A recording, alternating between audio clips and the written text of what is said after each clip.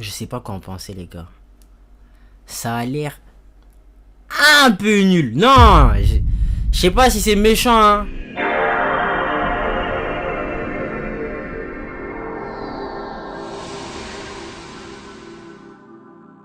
Yeah.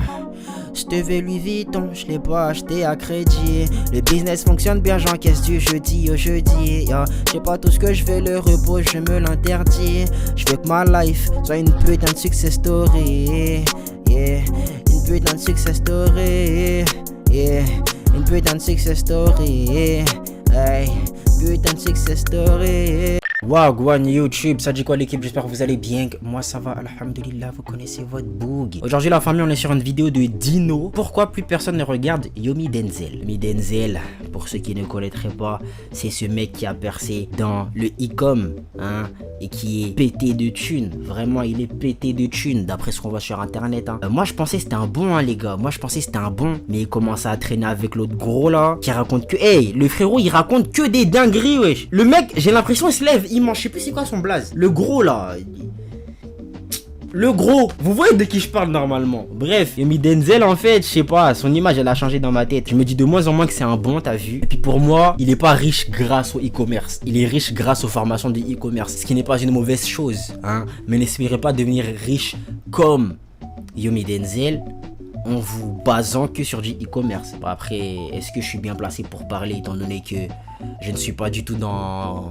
Voilà, je suis pas du tout dedans. Tu vois ce que je veux dire? Ceci étant dit, installez-vous confortablement. Petite boisson, petite collation. C'est parti, let's go. On connaît tous son nom et pourtant, il a jamais été aussi invisible qu'aujourd'hui. Il est passé de générer des dizaines de millions de vues par mois en 2023, être la référence du business en ligne en France, à faire moins de 2 millions de vues par mois aujourd'hui et à se faire dépasser par des gars comme Keo ou Breskales qui filment leur quotidien sans budget et sans montage. Mais comment c'est possible? Comment est-ce qu'un mec qui a tout, le budget, les équipes, le lifestyle, peut se faire dépasser par des adolescents qui font juste des vlogs? Sa stratégie de contenu est en train de tuer sa marque personnelle sans qu'il s'en rende compte, tout ça parce qu'il a raté un tournant capital dans le monde du contenu business. Dans cette vidéo, on va voir concrètement pourquoi est-ce que sa stratégie ne fonctionne pas et ce que ça dit sur l'état du marché actuel pour que toi aussi, tu puisses en tirer des leçons pour ne pas faire les mêmes erreurs que lui. À partir de septembre 2024, Yomi change complètement de fusil d'épaule concernant sa stratégie de contenu. Il passe de faire des contenus plus posés où il donne des conseils sur le mindset et sur l'entrepreneuriat à faire des grosses productions dignes de Squeezie avec l'ambition d'aller chercher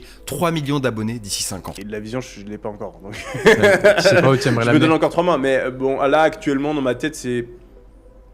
Ouais, je pense que je vais essayer d'aller taper les 5 millions d'abonnés. Et pour atteindre cet objectif, il savait qu'il allait devoir changer de stratégie pour s'adresser à un plus grand marché. En fait, on peut résumer son audience en 3 grands cercles. Le premier, c'est celui de l'e-commerce. Il a commencé à faire des vidéos sur cette thématique-là et en est devenu une référence. Puis il a commencé à élargir son audience parce qu'il avait touché presque toutes les personnes qui connaissaient l'e-commerce pour s'adresser au public du business en ligne. Paris qu'il a très bien réussi parce qu'aujourd'hui, ça reste tout de même une grande figure du monde du business en ligne en France. Et la dernière audience qu'il n'arrivait pas à conquérir, et c'est celle qui allait justement lui permettre d'atteindre ses 3 millions d'abonnés en 5 ans, c'est celle du business de manière générale. Les personnes qui ne connaissent pas le business en ligne ou qui s'intéressent de loin à l'entrepreneuriat aujourd'hui ne connaissent pas Yomi Denzel. Et pour toucher cette audience-là, il s'est dit qu'il allait faire des concepts plus divertissants qui ressemblent plus à du MrBeast ou à du Squeezie. Ce qui en soi était plutôt logique comme choix. Quand on voit l'explosion de Qui veut être mon associé qui atteint presque 2 millions de téléspectateurs pour chacune des émissions, ce qui représente à peu près l'audience d'un quotidien, forcément il se dit qu'il y a quelque chose à reprendre de ce format télé qu'on puisse appliquer sur YouTube. À la fois, pourquoi est-ce qu'on pourrait pas avoir un Joyka ou un Squeezie du business? Et donc en partant de ce principe, Yomi s'est mis à faire des gros concepts en mettant des dizaines de milliers d'euros sur la table par vidéo avec des concepts comme Qui est le vrai entrepreneur, inspiré du concept de Squeezie, ou 100 entrepreneurs s'affrontent pour gagner 10 000 euros, un peu à la MrBeast. Mais le problème, c'est que à l'inverse d'un Qui veut être mon associé, ces concepts-là, ils ont pas vraiment pris. Sur la grande majorité de ces concepts, il a fait entre 70 et 120 000 vues, ce qui était à peu près équivalent à des vidéos qu'il avait l'habitude de sortir. Ah ouais. Ok.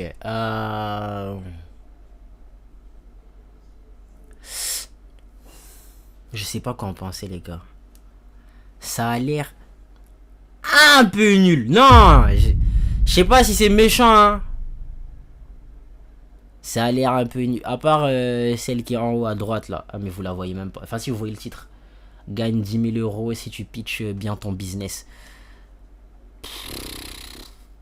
Ça fait. Vous voyez le YouTube nul un peu. Tu vois, tu sais, les trucs un peu Pub the Balloon et tout.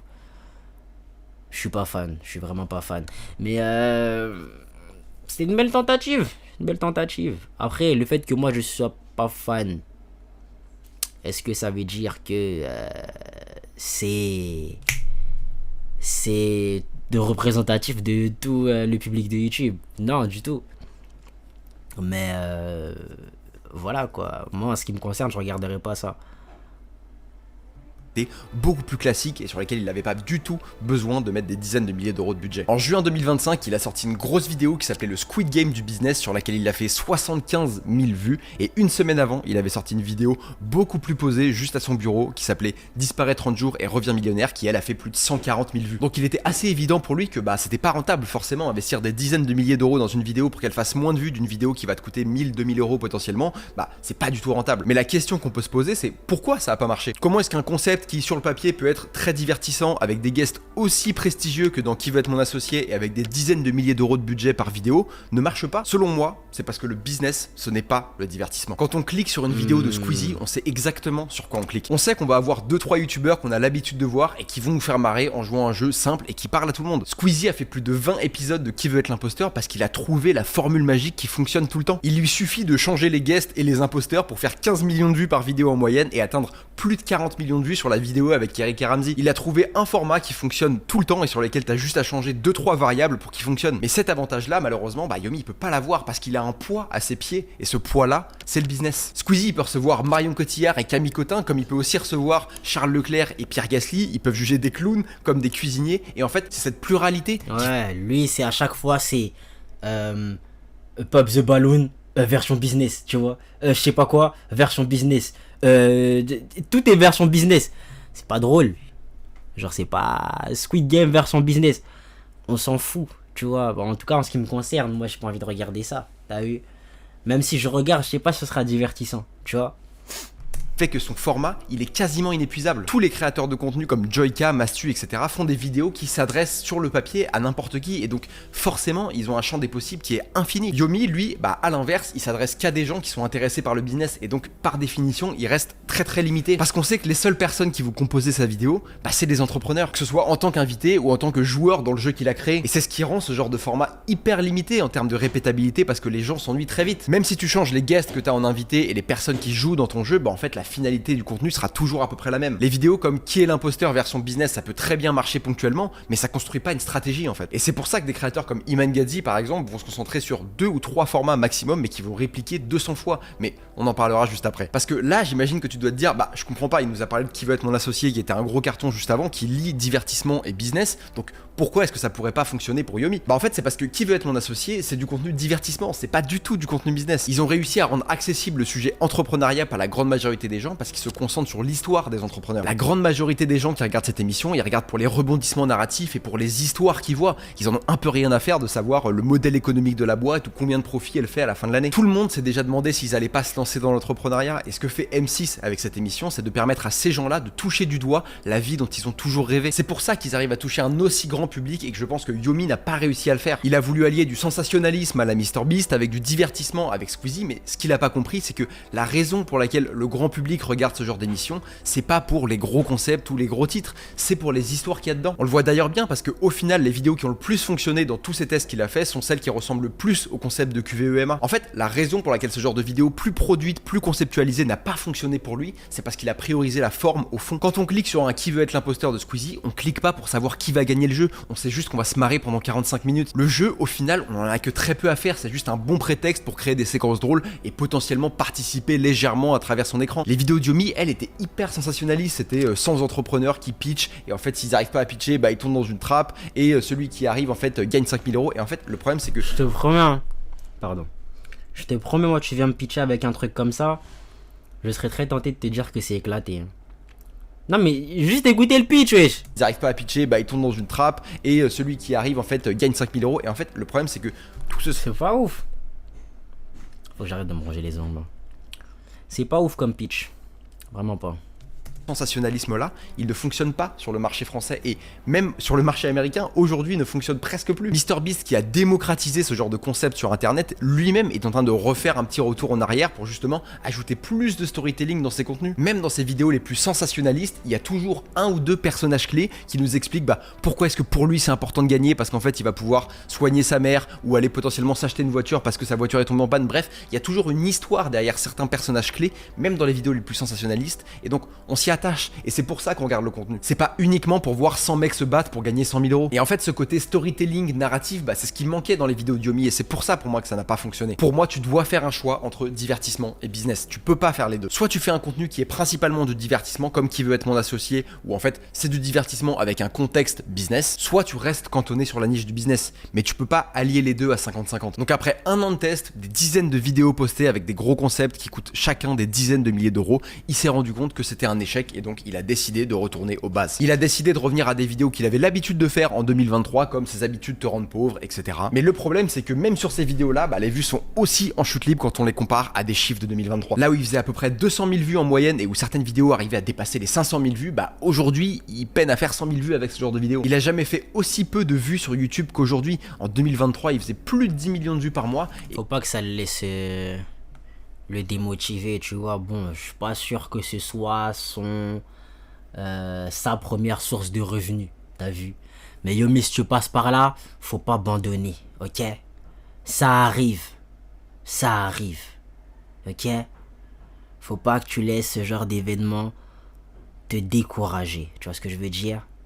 C'est des périodes de la vie où on peut pas toujours être en haut, tu vois ce que je veux dire? La vie, ça monte, ça descend, c'est comme des montagnes russes. Je voulais dire autre chose, mais je me calme. C'est comme des montagnes russes, tu vois ce que je veux dire? Et aujourd'hui, il peine à dépasser les 2 millions de vues. Et selon moi, c'est dû à 3 gros problèmes qu'il a dans sa stratégie. Le premier, c'est qu'il ne parle qu'à des entrepreneurs. C'est un mot beaucoup utilisé par les Américains qui désignent les gens qui veulent... Les gens qui... C'est des gens, en fait, ils font que bander sur le truc, mais ils se lancent jamais. Tu vois? En mode, ouais, je vais faire ci, je vais faire ça, j'ai envie de faire ci, j'ai envie de faire ça. Tu les vois jamais rien faire. Les entrepreneurs. Se lancer dans l'entrepreneuriat, mais qui passent jamais vraiment le pas. C'est des gens qui vont aller acheter un nom de domaine, acheter une carte de visite, mais qui vont jamais vraiment prendre des actions concrètes pour commencer à générer de l'argent. On en connaît tous un, je l'ai moi-même été pendant un moment, et en soi, c'est pas un problème. Il y a une audience de gens qui veulent entreprendre, mais qui ne sautent jamais le pas, à qui on peut vendre des formations et des services. C'est triste, évidemment, parce qu'on sait que 95% des gens qui vont acheter une formation ne vont probablement jamais en faire quoi que ce soit, mais à la fois, c'est la responsabilité de la personne qui l'achète, et pas du tout de la part de son formateur. Mais le problème de Yomi, c'est qu'en fait, il ne s'adresse qu'à cette audience-là aujourd'hui. Je sais pas vous, mais personnellement, ça fait des années que j'ai pas regardé une vidéo de Yomi Denzel, en dehors des vlogs, mais d'ailleurs on en parlera juste après, parce que je pense que c'est justement ce qui va changer sa stratégie de contenu, mais on en parlera plus tard. En fait, le problème des vidéos genre 7 conseils pour avoir confiance en soi, c'est des vidéos qui ne s'adressent qu'à des gens qui veulent entreprendre, mais qui ne sauteront probablement jamais le pas. Et cette audience-là, malheureusement, elle est mouvante, elle s'en va et elle revient. Après le Covid, il y a eu une grosse mode sur le fait de se lancer dans l'entrepreneuriat, et donc mécaniquement, Yomi, il faisait plus de vues, il y avait plus de personnes qui voulaient se lancer, donc plus de personnes qui justement allaient s'intéresser au sujet de l'entrepreneuriat. En gros, si je comprends bien, le problème, c'est la période. On n'est plus dans cette période où ils pouvaient se permettre de balancer ce genre de contenu. C'est ce que je comprends d'après les propos du frérot, là, de Dino, c'est comme ça qu'il s'appelle. Du coup, en fait, moi, j'aurais été dans une situation comme ça m'aurait saoulé. De devoir adapter ton contenu à la période. Comment tu réussis à deviner que ouais, là en ce moment la mode, j'ai pas envie de me poser ce genre de questions, t'as vu? Moi j'ai envie de trouver un sujet, d'en parler. Là j'ai envie, parce que là tu vois par exemple, là ils font des vidéos sur JJK. Tu vois, il y en a ils font des vidéos sur JJK. Moi ça me saoulerait de me dire ah ouais punaise, là c'est le moment, c'est la mode et tout, faut qu'on parle des JJK, tu vois. Et du coup, si je comprends bien, c'est Yomi, il postait à la base dans une période où tout le monde, pendant le Covid, tout le monde avait envie d'entreprendre, c'était la mode et tout. Et là maintenant, c'est plus trop le cas. Du coup, comment en fait c'est quoi? Tu dois étudier le marché, genre, entre guillemets, étudier les tendances en termes de contenu, Ça m'aurait saoulé, voilà, ça m'aurait saoulé, je vais pas vous mentir. Du business, etc. Et donc, mécaniquement, Yomi allait faire plus de vues. Mais le problème avec cette audience, c'est que comme ils ne vivent pas l'entrepreneuriat et qu'ils ne font que le penser, bah c'est qu'en fait, il y a un moment où ils vont passer à autre chose. Quand on est entrepreneur, que notre quotidien, il est défini par des actions qu'on prend pour faire grossir notre boîte, bah quand en fait, on a un youtubeur qu'on suit et qui nous donne des conseils et qu'on aime bien regarder, bah on va le suivre tout au long de notre aventure probablement. Mais quand à l'inverse, monter une boîte te prend comme une envie de pisser, bah en fait, tu vas aller regarder 2-3 vidéos par-ci par-là quand tu vas faire ton master plan dans ton lit, mais en fait, tu vas très très vite passer à autre chose. Et Les gars, j'ai été dans le bail des entrepreneurs là. Je voulais faire du dropshipping. Les gars, j'étais motivé vite fait. Hein. Ah ouais, j'étais motivé vite fait. On a acheté une liste de fournisseurs et tout, je sais pas quoi. On n'est jamais allé au bout de la démarche. Et j'ai une pote que j'ai rencontrée à l'île Maurice. Elle m'a dit, elle s'est fait $200 000. $200 000 en dropshipping. Et genre sa boutique elle tourne encore jusqu'à maintenant. Et elle fait même pas de pub ou quoi. Genre certes c'est moins actif que quand elle avait lancé. Mais les gars 200 000 boulards.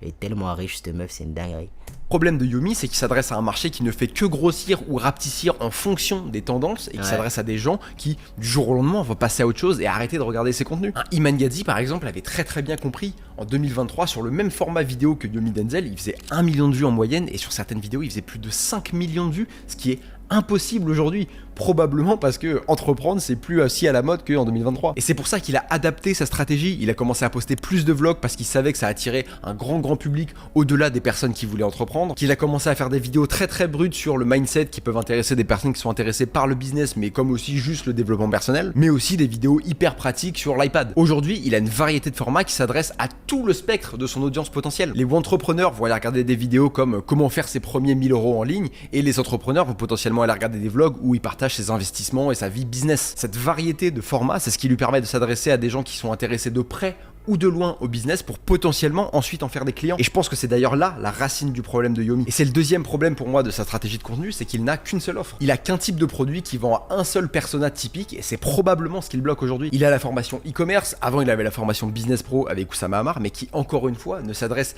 qu'à des entrepreneurs. Oussama Ammar, c'est ça le blaze. Punaise. Quel menteur ce mec. Quel menteur. Oh là là. Je pense qu'on le dira jamais assez. Iman Gadzhi, encore une fois, je sais que je prends beaucoup cet exemple, mais parce que pour moi, c'est vraiment l'homologue américain de Yomi Denzel, a créé toute une suite de produits qui correspond à différentes typologies de gens qui suivent son contenu. Pour les personnes qui regardent juste ses vlogs pour le lifestyle, bah en fait, il va leur vendre des paires de lunettes pour qu'ils soient plus stylés. Pour les gens qui veulent commencer à gagner de l'argent en ligne, bah là, il va leur vendre leur SaaS pour leur permettre de commencer à générer leurs premiers euros en ligne. Et pour les personnes qui génèrent déjà 10-20 000 € par mois ou plus, il a créé une offre iTicket avec consulting.com, qui est une offre à 15 000 €, il me semble, où justement, il ne s'adresse qu'à des gens qui sont déjà avancés dans le monde de l'entrepreneuriat. Parce qu'il a très bien compris que toutes les personnes qu'il suivait allaient pas forcément acheter sa formation en SMMA à l'époque où il en vendait une. Parce qu'il savait qu'il allait être limité par ça. Et je pense que Yomi, aujourd'hui, c'est sa limite. Toutes les personnes qui le suivent aujourd'hui ne vont pas forcément aller acheter sa formation e-commerce ou sa formation business pro. Ça fait tellement d'années qu'il vend des formations que la grande majorité des gens à qui il pouvait vendre quelque chose, bah en fait, il leur a déjà vendu quelque chose. Quand on crée du contenu avec un objectif business, alors on part forcément de l'offre ou du service qu'on va proposer pour définir sa stratégie. Comme il a qu'une seule offre, alors il est cantonné qu'à un seul type de contenu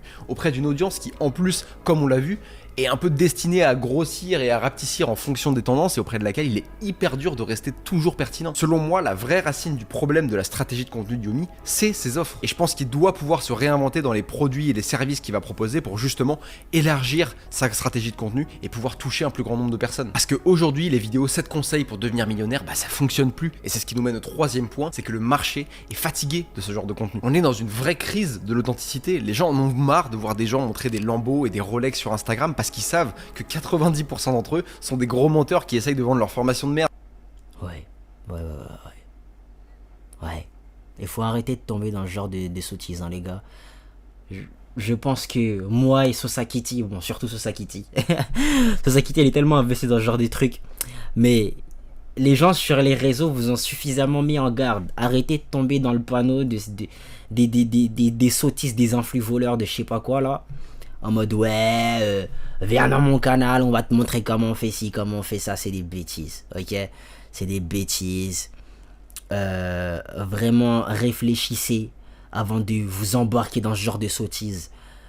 Parce que les gars, en fait vraiment renseignez-vous. Parce qu'il y en a en fait, Le problème, hein, ce qui me saoule vraiment dans cette histoire, c'est qu'il y en a, ils sont peut-être legit. Il y en a, ils sont vraiment peut-être sincères dans leur démarche, qui sont pas chelous et tout, qui sont vraiment genre carrés. Or que t'as tous ces autres gens qui sont... Ils profitent en fait de la naïveté entre guillemets des gens. Ils leur vendent cette vie de rêve et tout, ils leur font miroiter tout ça. Et ils leur font comprendre que ouais... c'est accessible aussi pour eux et que ils pourront aussi le faire. Ils vendent vraiment ça sous forme de ouais, c'est urgent, c'est là maintenant, si tu rates l'occasion, tu vas mourir, genre tu pourras plus jamais le faire et tout. Et ils te vendent aussi le fait que tu pourrais être exactement comme eux. Même eux, ils ont pas cette life. Donc tombez pas dans le panneau la famille. Il suffit plus uniquement d'avoir une Lambo pour attirer de l'attention aujourd'hui parce que bah, c'est devenu des commodités en fait. On voit ça tous les jours sur les réseaux sociaux. Ce que cherchent les gens, encore une fois, c'est de s'attacher à une histoire. Ils en ont rien à foutre du fait que tu fasses 100 000 euros par mois ou que tu aies une villa à Bali. Et c'est pour ça que des personnes comme Daniel Dalen, Brest Cales ou Keo ont explosé. Bien sûr, ils ont des objets matériels qui leur permettent de les rendre crédibles et de faire des vues sur des formats courts, mais c'est pas ce qui fait leur succès. La raison pour laquelle les gens regardent leurs vidéos YouTube, c'est parce qu'on s'attache à leur personnalité, à leur histoire. On regarde tous les vlogs de Daniel Dalen parce que ça nous motive de voir ce mec qui entreprend en Chine, qui a pas du tout la gueule du mec qu'on imaginerait entreprendre en Chine et qui arrive à rendre le travail chiant, hyper stylé avec ses plans créatifs. On regarde les vidéos de Brest parce qu'on a l'impression de voir un pote à nous qui a argent illimité et qui vit sa vie de rêve. En fait, l'explosion des formats hyper bruts et des vlogs, c'est dû à cette crise de l'authenticité. Et c'est un virage qui a pas forcément pris Yomi Denzel. Il reste principalement cantonné aux vidéos assis à son bureau avec des gros montages, alors que c'est plus vraiment ce que les gens cherchent. Imad Gadzhi, encore une fois, a réussi à décliner ce type de vidéos en plusieurs formats. Quand il fait des vidéos qui traitent du sujet du mindset, bah là il va les faire un peu à l'arrache dans sa chambre d'hôtel ou dans sa Ferrari. Il va faire des vidéos aussi plus pratiques à l'iPad, il va montrer concrètement comment générer 10 000 euros par mois. En fait,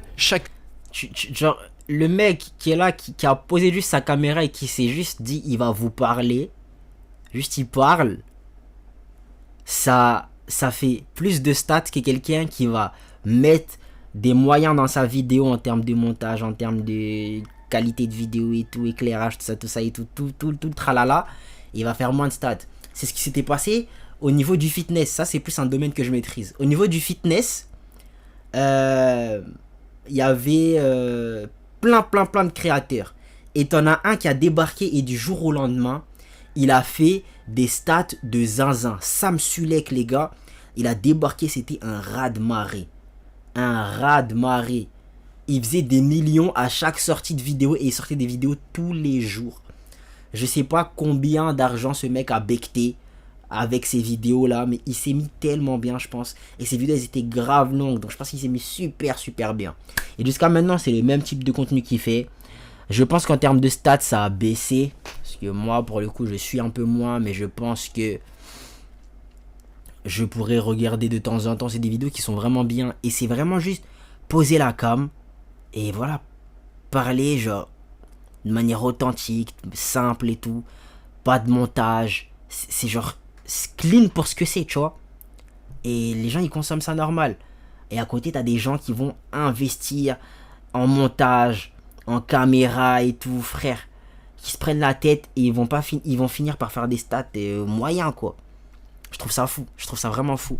Une de ses vidéos a un objectif clair et avec une forme qui correspond le mieux au message qu'il veut transmettre, ce qui est pas trop le cas de Yomi. Il a que deux formats principaux, il a les vidéos sit down, donc assis à son bureau, qui représentent près de 80% de son contenu, et les vlogs qui représentent à peu près 20% de son contenu. Et on voit bien que les vlogs d'ailleurs fonctionnent en général 2 à 3 fois mieux que les vidéos sit down. Bien sûr que le fait qu'il soit dans une grosse villa en Italie joue dans son succès, mais la raison pour laquelle les gens cliquent, c'est parce qu'ils ont envie de voir le quotidien d'un entrepreneur à succès pour se motiver. Et c'est pour ça selon moi que toutes ces personnes dont je vous ai parlé juste avant ont pété grâce au format vlog, parce que c'est le seul format qui permet de nouer des relations avec la personne qui te regarde et d'intéresser une grande audience. Ça, c'est selon moi les 3 raisons pour lesquelles la stratégie actuelle de Yomi ne fonctionne pas. Si j'étais lui, je me concentrerais plus sur la stratégie d'Imad Gadzhi, encore une fois, parce que je pense que c'est l'homologue le plus proche qu'il puisse avoir sur le marché américain, avec des vidéos sit-down qui apportent de la valeur concrète pour atteindre un objectif, gagner de l'argent, etc. Des vidéos multitâches où là, il va aller partager des conseils mindset, donc dans sa voiture, dans sa chambre d'hôtel, etc. avec des vidéos plus brutes, sans montage, où là, il va juste parler sans script, encore une fois, de la manière la plus naturelle possible, et des vidéos vlogs pour partager son quotidien, qu'on connecte un peu plus avec son personnage et forcément pour attirer une plus grande audience. Ce qu'il a besoin, c'est de nouveauté et d'authenticité, parce que je pense que c'est ce que les gens attendent. Quand je vois un vlog de Yomi, alors Chacal, si tu veux bosser pour Yomi, dis-le directement, wesh. Il lui a donné toute sa stratégie, genre. Il a donné une stratégie claire, précise. C'est dingue, wesh.